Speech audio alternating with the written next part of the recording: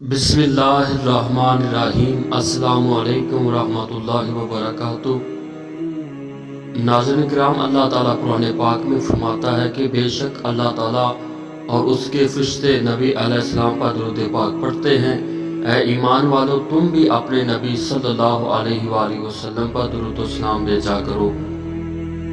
روایات میں آتا ہے کہ نبی پاک صلی اللہ علیہ وآلہ وسلم کے روزہ اطہر پر صبح کے وقت 70,000 فرشتے نازل ہوتے ہیں اور درود و سلام پیش کرتے ہیں۔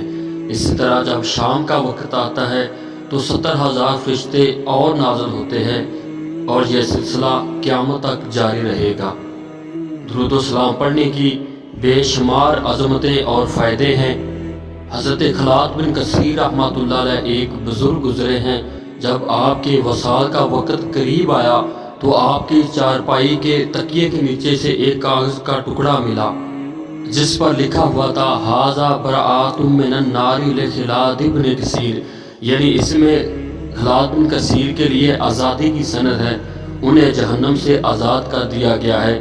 جب لوگوں نے یہ منظر دیکھا تو بڑے حیران ہوئے، رشک کرنے لگے کہ ان بزرگوں کے پاس کون سا عمل تھا جس کی وجہ سے انہیں جہنم سے آزادی کا پروانہ مل گیا۔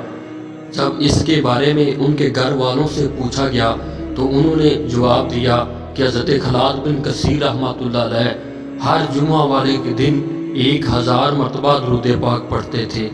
تو ناظرین، یہ درود و سلام کی برکت ہے۔ اللہ تعالیٰ ہمیں بھی نبی پاک صلی اللہ علیہ وسلم کی ذات اقدس پر کثرت کے ساتھ درود و سلام پڑھنے کی توفیق عطا فرمائے۔ آمین یا رب العالمین۔